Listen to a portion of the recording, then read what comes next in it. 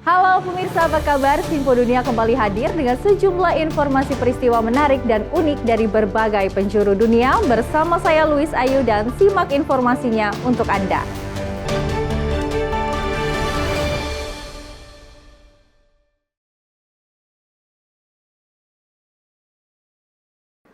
Dan kita awali informasi yang pertama pemirsa, setiap tahun relawan Masjid Komunitas Indonesia di Los Angeles @Thohir mengirimkan paket berisi produk Indonesia ke para tetangga di sekitarnya. Selain bertujuan untuk menjaga kerukunan warga, saling mengirim bingkisan dan dukungan terutama selama bulan Ramadan sudah menjadi tradisi di antara masjid-masjid dan komunitas muslim antar bangsa di Los Angeles. Siang ini relawan yang kebanyakan adalah anak dan remaja diaspora Indonesia menyiapkan kantong-kantong berisi produk Indonesia untuk dibagikan ke warga di sekitar Masjid @Thohir. So inside the bag there are pack of dates and pinto beans. So each household gets a bag and some chocolate biscuits. Isi bingkisan merupakan sumbangan dari para jemaah Masjid Komunitas Indonesia yang terletak di kawasan K-Town atau Koreatown, konsentrasi bisnis warga keturunan Korea di Los Angeles. Sejak diresmikan tahun 2022, Masjid @Thohir aktif melakukan kegiatan jangkauan komunitas, termasuk acara tahunan pembagian bingkisan untuk tetangga ini. Tujuannya adalah untuk menjalin silaturahmi dengan tetangga-tetangga masjid kita, karena bagaimana kehadiran masjid kita ini kan mengganggu mereka lah ya, parkirnya jadi lebih sulit dan seterusnya. Jadi kita tidak ingin ada hal-hal yang membuat mereka tidak menyukai kita gitu. Karena memang ada kejadian ya di masjid yang tidak jauh dari tempat kita ini, tetangga-tetangganya merasa terganggu karena parkirannya penuh terus ya. Mereka mengajukan petisi kepada City kalau parkir di sini harus pakai permit. Nah, kalau itu terjadi dengan masjid kita yang nggak punya parkiran, itu kan menjadi sangat fatal untuk kegiatan-kegiatan masjid kita.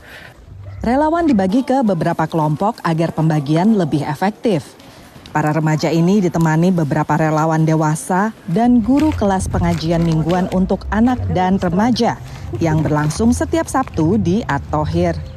Alhamdulillah remaja-remaja muslim di sini, karena mereka sering dibawa oleh orang tuanya untuk berkegiatan di sini. Mereka aktif sekali.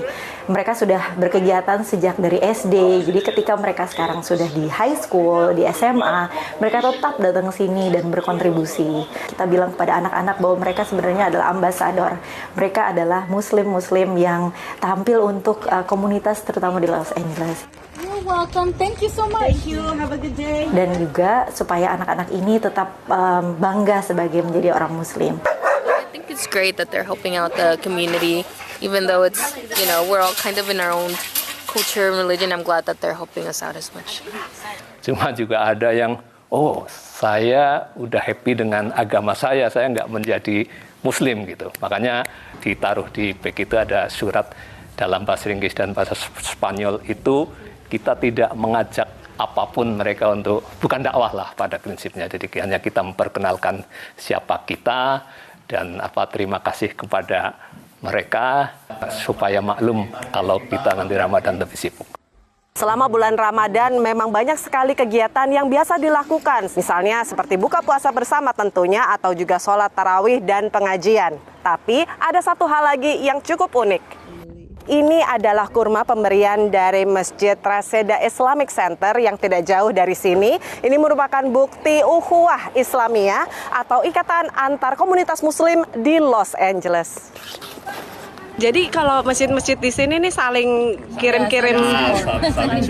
Terlebih karena tidak sedikit komunitas muslim di Los Angeles terdampak kebakaran hebat Januari lalu. Meski begitu, kegiatan Ramadan di @Thohir tetap berjalan.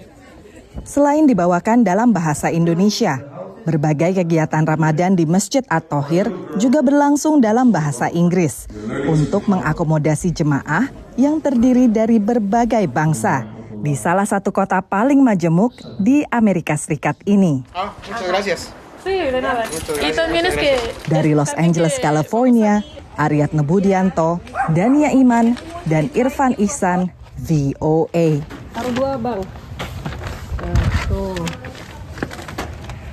Selama bulan suci Ramadan, acara buka puasa banyak dilakukan di sejumlah instansi pemerintahan di Amerika Serikat. Tak ketinggalan di Gedung Kongres Amerika Serikat, gedung yang menjadi simbol perwakilan rakyat Amerika Serikat ini juga menjadi tempat diskusi antara agama di ibu kota Amerika Serikat.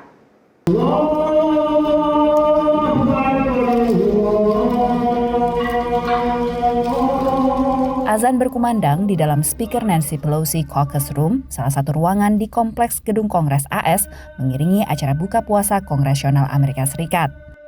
Acara yang digelar The Muslim World League pada hari ketiga Ramadan ini dihadiri sekitar 125 para pembuat kebijakan dan pemimpin keagamaan di sejumlah instansi pemerintahan di ibu kota Amerika Serikat. We all share the same place and we want to live peacefully with one another. We cannot do this alone as Muslims, and grassroots level cannot do it without a leadership, a moral leadership. Faith leaders, they have this responsibility to guide and educate the grassroots and to educate people and to guide them towards peace. Lewat Kepala Kantor Urusan Keyakinan Gedung Putih, Presiden Donald Trump menyampaikan pentingnya hubungan antara umat beragama, tak hanya antara pemuka dan wakil rakyat. We are entering into a holy season for most of the world's religious communities. Muslims, Jews, and Christians will commemorate Passover, Easter, and Ramadan. Billions will be praying to God, and billions will be searching their own hearts. May it be for all of us, all the children of Abraham, a time of introspection, marked especially by billions of prayers for peace. Setelah berbuka puasa singkat, sejumlah hadirin melakukan salat maghrib berjamaah di ruangan yang sama. Selama bulan Ramadan, sejumlah instansi pemerintahan di AS seperti Departemen Luar Negeri dan Departemen Pertahanan biasanya menggelar acara buka puasa bersama. Salah satu yang paling bergengsi dan politis adalah buka puasa di Gedung Putih bersama dengan Presiden AS. Bagi hadirin, ini adalah kesempatan untuk belajar tentang memahami iman lain dan berdiskusi dengan sehat. Natasha dan Afi adalah mahasiswa berketurunan Yahudi di Washington DC. Yeah, I mean, I think that in a world in which we are sort of pushed into one box of you have to be pro this and anti this, I think that it's really important to focus on humanity and focus on learning about your neighbors and learning about the people who you think are so different from you. Because if I've learned anything from spending time with my Muslim and Arab friends and people who I've met here tonight is that we share way more in common than we think. This is a unique opportunity because we got to do this in DC and we had the chance to come here because we're both students here, but not everybody has that opportunity, which is why getting to, first of all, bringing this nationwide, but also getting the opportunity to go to these places and speak to those people and go, across the world and talk to people that grew up in a different place than you and see that they really share so many of the same value systems and so many of the same belief systems. Tampak hadir dalam iftar ini adalah anggota Komisi 8 DPR RI Erwin Aksa yang melihat adanya kesempatan untuk saling belajar terkait toleransi. Mereka membuat klub atau sebuah kelompok yang tentunya ingin menjaga perdamaian, yang ingin menjaga bagaimana Amerika tetap bisa menjadi bisa unite ya. Dan Indonesia sendiri kan kita punya diversity yang besar, tentunya kita harus jaga semuanya dan alhamdulillah kita bisa memperlihatkan kepada dunia bahwa Indonesia memiliki kemampuan untuk menjaga perbedaan itu. Sebelumnya pada awal Ramadan, Trump menyampaikan salam bagi warga Muslim AS dan berkomitmen untuk menegakkan kebebasan beragama di Amerika Serikat. Dari Washington DC, Virginia Gunawan dan tim VOA. Keluarnya Amerika Serikat dari Perjanjian Iklim Paris dan mundur dari sejumlah komitmen transisi energi berdampak pada upaya transisi energi negara lain. Meski langkah Presiden Trump ini tidak mengejutkan, namun pakar khawatir komitmen transisi energi negara lain termasuk Indonesia akan terpengaruh. Explaining that we are withdrawing from the Paris Climate Treaty. Di hadapan pendukungnya, Presiden Donald Trump tanda tangani instruksi Presiden yang menarik AS dari Perjanjian Iklim Paris sesaat setelah diambil sumpah jabatnya. Pandangan kebijakan Trump ini dipaparkan oleh Kepala Badan Perlindungan Lingkungan AS. Our mission is simple but essential. to protect human health and the environment. We must do everything in our power to harness the greatness of American innovation with the greatness of American conservation and environmental stewardship. We must ensure we are protecting the environment while also protecting our economy. Trump juga menarik AS dari sejumlah komitmen upaya transisi energi negara lain, termasuk Kemitraan Transisi Energi yang Adil Indonesia atau JETP Indonesia, yang bertujuan untuk mempercepat transisi energi. Meski demikian, Indonesia tetap berkomitmen untuk melanjutkan mekanisme transisi energi. JETP itu jangan diindikasikan itu hanya Amerika. JETP itu negaranya banyak, dan yang kemarin mendanai yang pertama ke Ijen itu memang dari Amerika. Lalu berikutnya kalau untuk yang di program JETP yang ada Energy Transition Mechanism itu lebih banyak Jepang. Kini, posisi kepemimpinan yang ditinggalkan AS diisi Jerman bersama Jepang. Germany has one of the largest project portfolios dedicated to Indonesia's energy transition and decided to deepen its involvement as co-lead in advancing the partnership's implementation. Gedung Putih tak merespons pertanyaan VOA terkait komitmen iklim Amerika maupun terkait JETP Indonesia usai mundur dari posisi kepemimpinan bersama. Sementara di dalam AS pada masa jabatan keduanya ini, Trump menandatangani instruksi presiden yang mendorong penggunaan kembali bahan bakar fosil, termasuk minyak dan juga batu bara. Salah satu slogan Trump adalah Drill Baby Drill, menyerukan kembali perusahaan minyak untuk mengebor lebih banyak minyak produksi dalam negeri. Meski jumlah investasi transisi energi AS tak besar, pakar menilai mundurnya Amerika dari posisi JETP berpotensi mempengaruhi sikap negara lain dalam memandang urgensi transisi energi. Tapi kalau berbicara global leadership dan juga global diplomasi, sebenarnya ini adalah sebuah kehilangan yang cukup besar ya. Karena tentunya para pemimpin-pemimpin negara tetap akan melihat global optics. Kalau negara besar tidak mau berkomitmen, bagaimana dengan kami? Keterbatasan cara pandang terhadap investasi iklim juga jadi hambatan untuk memajukan upaya ini. Fundamentally, orang Indonesia dan politisi kita harus diyakinkan bahwa transisi energi adalah perkara competitiveness, bukan perkara climate. Dan ini bagian yang kayaknya di Indonesia masih belum nyampe gitu. Kita masih berkonflik gitu, apakah misalnya kita bisa membangun kawasan industri hijau. Satu aja contohnya. Kita tidak sadar bahwa kalau ada perusahaan misalnya Samsung, Hyundai dan sebagainya mau bangun pabrik, mereka minta green energy dan mereka nggak bisa dapat, mereka pindah ke Malaysia. Data Sekretariat JETP Indonesia menunjukkan hingga Juni 2021 terdapat sekitar 281,6 juta dolar yang sudah didistribusikan ke 40 program yang dikelola 5 institusi keuangan dan 8 badan pelaksana. Dari Washington DC, Virginia Gunawan, Rifan Dwi Astono, dan tim VOA. Pemirsa, kita beralih ke informasi selanjutnya. Paparan Presiden Amerika Serikat Donald Trump di hadapan Kongres menjabarkan pencapaiannya dalam 43 hari menjabat di Gedung Putih lagi, di mana pidato Trump ini juga diwarnai interupsi hingga aksi walkout dari partai oposisi Partai Demokrat. Ini adalah pidato kelima bagi Presiden Donald Trump di hadapan sidang gabungan Kongres Amerika Serikat, tapi yang pertama dalam masa jabatan keduanya sebagai presiden. I return to this chamber tonight to report that America's momentum is back, our spirit is back, our pride is back, our confidence is back, and the American dream is surging bigger and better than ever before. Pidato ini dilakukan di tengah sorotan terhadap perang Rusia dengan Ukraina dan ketegangan AS dengan Ukraina setelah Trump dan Wapres J.D. Vance terlibat adu argumen panas di Gedung Putih. Dalam pidatonya, Trump mengungkapkan perkembangan terkini. Earlier today I received an important letter from President Zelensky of Ukraine. The letter reads, Ukraine is ready to come to the negotiating table as soon as possible to bring lasting peace closer. Nobody wants peace more than the Ukrainians, he said. My team and I stand ready to work under President Trump's strong leadership to get a peace that lasts. Trump juga mengatakan Rusia pun telah menyatakan siap melakukan negosiasi damai. Sementara konflik di Gaza yang banyak mengemuka selama bulan pertama pemerintahan Trump hanya disebut sekilas. Selain isu-isu luar negeri, pidato juga difokuskan pada sejumlah perkembangan dalam negeri, mulai dari penanganan imigrasi ilegal, pemberlakuan tarif terhadap produk impor sejumlah negara, dan juga efisiensi pemerintah yang digulirkan lewat Departemen Efisiensi Pemerintah atau DOGE. Trump juga mengangkat sejumlah instruksi presidennya yang mengarahkan pemerintah federal mengakui hanya 2 jenis kelamin. And our country will be woke no longer.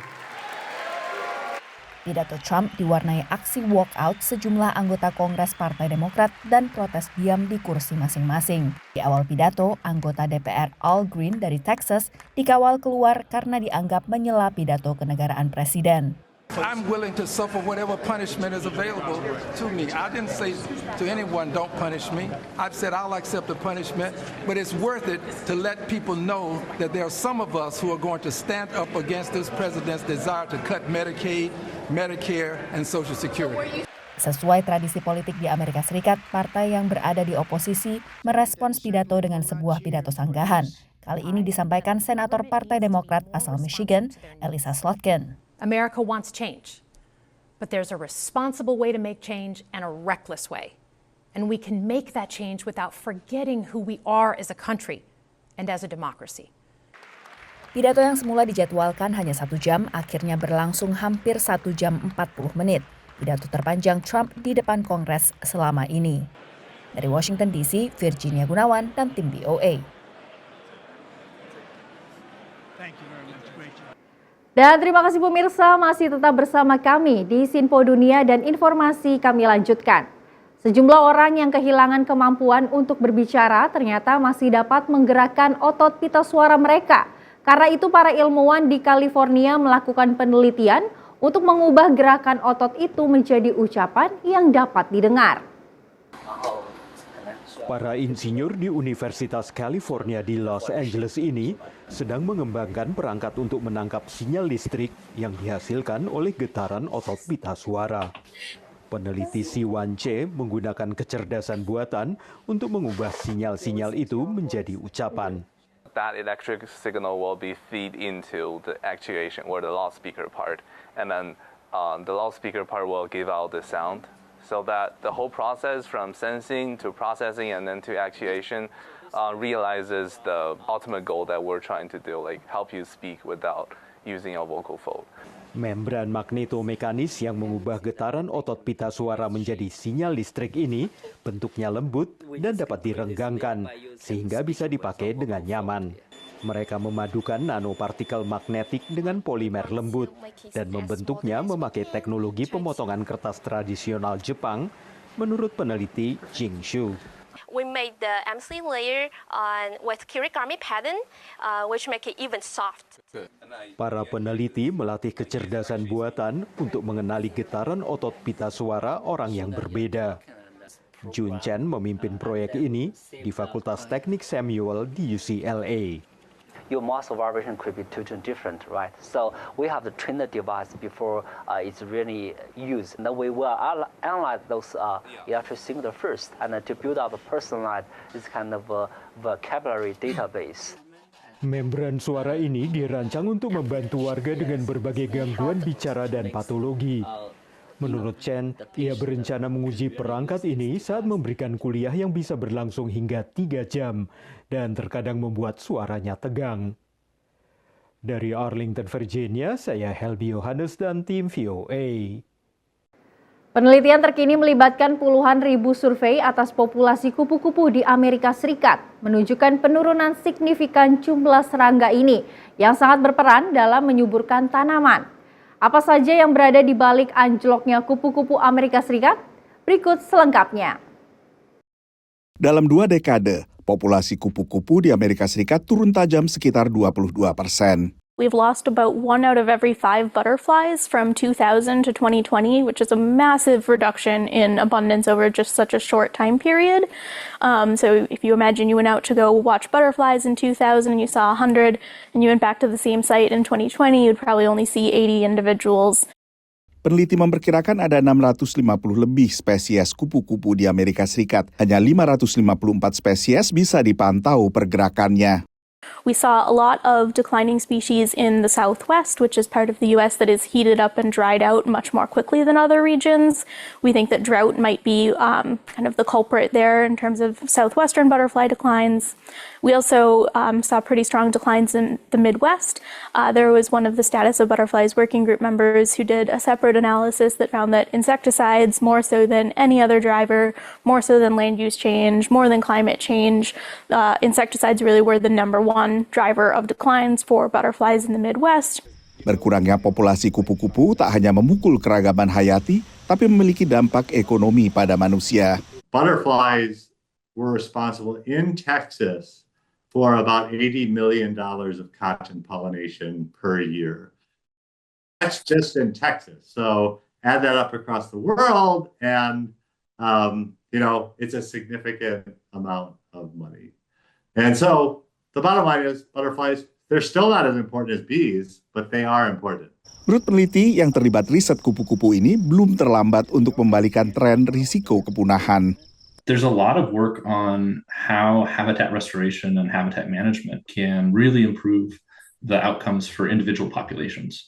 And so, this study is national in scale, but when you kind of zoom in and look at individual populations, they generally are doing much better when they are when the habitats are being restored. You can make changes in your backyard and in your neighborhood. And in your state that can really improve the situation for a lot of species. Yang ikut mendapat perhatian adalah kupu-kupu monarch alias kupu-kupu raja. Survei terkini mencatat jumlah totalnya mencapai sekitar 10.000 ekor, jauh di bawah populasinya pada 1997 yang mencapai 1,2 juta kupu-kupu. Peneliti menemukan bahwa sekitar sepertiga spesies kupu-kupu yang diteliti berkurang populasinya sekitar separuh. Lalu 22 spesies bahkan berkurang sekitar 90%. 3% dari seluruh kupu-kupu justru bertambah populasinya, jumlah yang relatif sedikit dibandingkan seluruh kupu-kupu yang ditelaah populasinya selama 2 dekade. Dari Washington DC, saya Nova Purwadi dan tim VOA. Pemirsa, seiring dengan berkembangnya umat muslim di Amerika, toko atau supermarket yang menyediakan produk-produk halal juga semakin banyak. Di awal tahun ini di Falls Church, Virginia, hadir Ummah Market yang dimiliki oleh imigran asal Afghanistan. Yang membedakan dengan supermarket halal lainnya, di mana desain dan penataan produk di Ummah Market nampak modern. Selain itu, juga menyediakan makanan jadi yang siap disantap. Dibuka awal Januari tahun ini, Ummah Market punya moto makanan lebih baik, hidup lebih baik. Supermarket berlabel halal ini didirikan oleh 3 bersaudara dari Afghanistan yang hijrah ke Amerika. So our main customers are the Muslim community as Ummah, but since we have vegetables and fruits and beans and meat and cooked food, bakery, and we have a big kitchen where we cook fresh food, so that's why we are catering to everybody. Bringing fresh food to the market so people have access to the fresh food. Banyak warga muslim berbelanja ke sini untuk membeli produk untuk keperluan buka puasa. But I did buy something, I'm buying stuff for myself, but there's a few students that they are in Massachusetts. I send them, the first thing is dates and honey and cookies that they can have for iftar and all of that. I already shipped it to them. And I'm buying stuff, more cookies for them to send frequently for them. And I'm buying stuff for Ramadan and Iftar. Sementara Laufna yang asal Maroko membeli daging halal. This is for Ramadan. Oh yeah. Yeah, because in Ramadan we make a lot of food. Not a lot of, but can you have many family? Can you make many food? I have 2 daughters. One have 5 years and one is baby, and me and my husband. Ummah Market menjual beraneka produk halal dari berbagai negara, terutama Afghanistan, Turki, negara-negara Timur Tengah, dan juga dari Indonesia. You get $9.99 oil, Indomie. That's from Indonesia. So if you see that one's $19.99, it's very hard to get that price. Dan bagi yang tidak sempat memasak untuk berbuka, di sini juga tersedia makanan dimasak yang siap santap. As I said, We make everything fresh here every day. So food, and then if you see there, we have doner kebab, which is a lot of people call it shawarma, but in Turkish we have doner kebab, so we can make different types. This is mixed type of foods like Afghani and Turkish. Supermarket halal seperti ini sudah cukup banyak di Virginia Utara. Sebagai pemain baru, kata Jawad, Ummah Market masih berusaha menarik pelanggan datang ke sini. Sima Colkin sudah keempat kalinya berbelanja di sini. The price is wonderful. It's much cheaper. Cleanliness and friendliness. And also the ready food that they have here. It's amazing. Jawad sendiri mengaku persaingan memang cukup ketat. Namun ia percaya Ummah Market akan punya masa depan karena selain menghadirkan supermarket halal dengan sentuhan modern dan harga terjangkau, ia juga menerapkan moto bahwa pembeli adalah raja. My message to our customer is that we are working day and night, and hopefully to make things better for you. And we love our customers. To our competitors, we say we are here to work together, and we are here to do better for our customers. Dari Fort Church, Virginia, Supriyono, Virginia Gunawan, dan Taris Hirziman, VOA. Dan pemirsa, informasi tadi sekaligus menutup jumpa kita pada edisi kali ini. Tetap saksikan Sinpo Dunia hanya di Sinpo TV. Saya Louis Ayu mewakili kerabat kerja yang bertugas mengucapkan terima kasih dan sampai jumpa.